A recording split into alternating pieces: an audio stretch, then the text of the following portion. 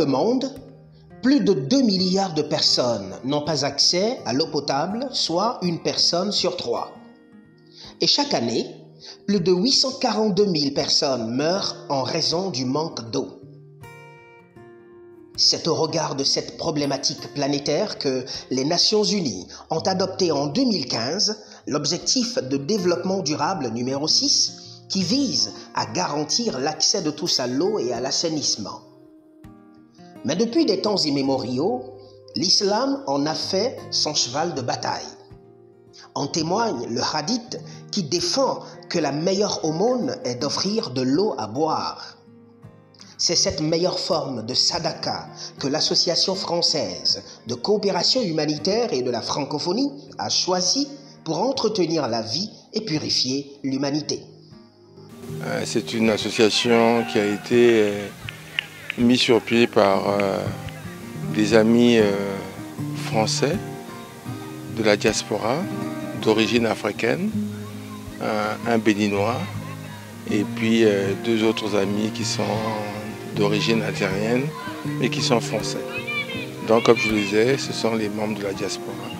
Ils ont souhaité aider les populations africaines et notamment et particulièrement au Bénin en érigeant des puits.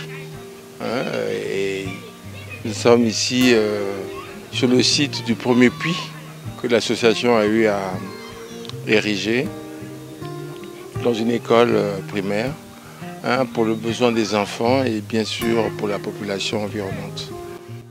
Au Bénin, 4 départements ont bénéficié des œuvres humanitaires de cette association française.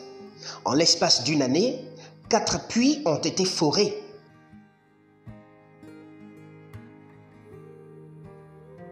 Le puits Fatma Chati, le premier, a été érigé dans le village Itaatinga, commune de Pobé, département du Plateau, le 26 octobre 2022.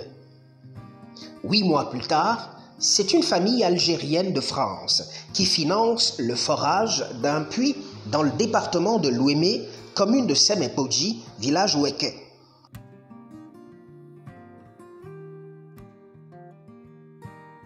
Le 14 octobre 2023, l'honneur va échoir à la commune de Boïcon, dans le département du Zou, d'accueillir son puits forage réalisé par la famille Belkacem du Havre en France.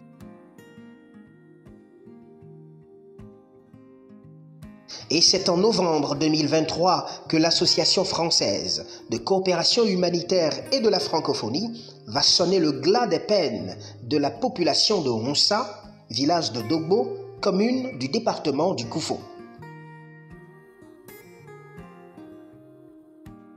Ici, c'est le puits Ali Latawi qui est en érection. Les derniers travaux de finition sont en cours, mais déjà, le forage est opérationnel et permet aux riverains de s'hydrater, de se laver, de cuisiner et de faire prospérer leurs différentes activités génératrices de revenus.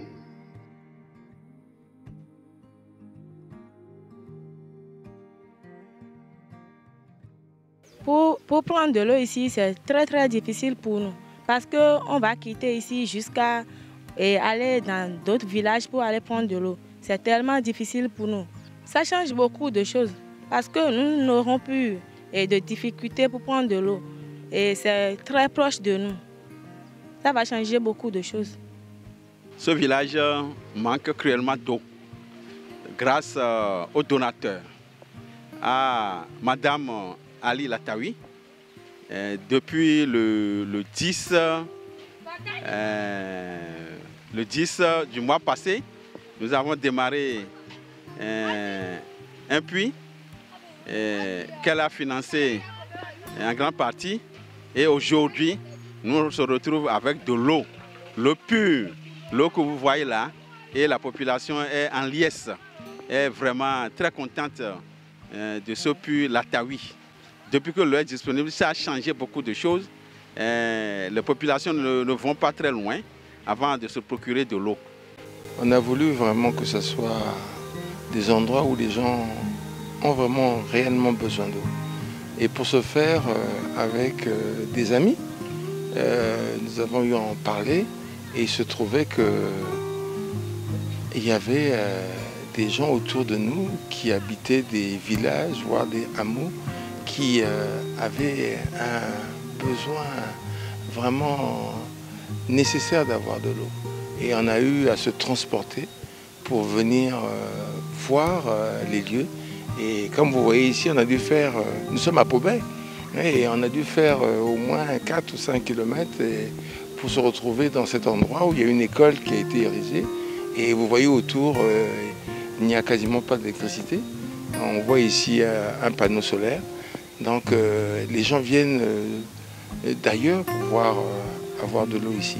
Donc le besoin, le site, c'est des amis qui nous ont montré, ciblé des endroits particuliers et connaissant ces endroits, nous sommes transportés pour pouvoir réaliser ces différents puits et forages. C'était le cas pour le Koufou, où nous avions un de nos amis collaborateurs avec lequel nous travaillons, qui nous a ciblé son village, et nous sommes allés là et on a vu qu'effectivement il y avait un besoin pressant d'avoir de l'eau. Les gens faisaient énormément de kilomètres pour pouvoir avoir de l'eau. Autour de chacun de ces puits, une régie est mise en place par village pour assurer la gestion de ces ressources en eau, moyennant parfois quelques menus monnaies. Ce système de gestion a l'avantage d'entretenir et de renouveler les infrastructures érigées afin de garantir par l'occasion la pérennisation de la disponibilité de l'eau salubre. L'autre mérite de ces installations hydrauliques, c'est leur proximité avec les écoles des villages d'implantation.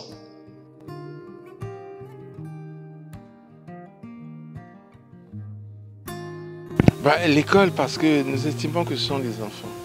Et les enfants ont besoin d'hygiène. Et l'hygiène commence par l'eau. Et donc il était essentiel et ce site était approprié puisque ils ont besoin, ils s'amusent à tout moment, à tout instant, ils ont besoin de boire, de se désaltérer. Donc il fallait leur trouver de l'eau potable. L'eau est une bénédiction d'Allah. L'islam recommande donc de faire le don de l'eau. C'est une sadaka jariya qui comporte des avantages infinis tant dans cette vie que dans l'au-delà. À travers l'Association française de coopération humanitaire et de la francophonie, ce sont des milliers de communautés défavorisées qui jouissent de leur droit de se construire aussi un avenir meilleur grâce à la libéralité et aux dons des mécènes, qu'ils soient personnes physiques ou organismes de développement. C'est donc maintenant qu'il faut libérer les dons pour offrir des solutions d'eau potable, sauver des vies, créer des emplois locaux et améliorer des conditions de vie.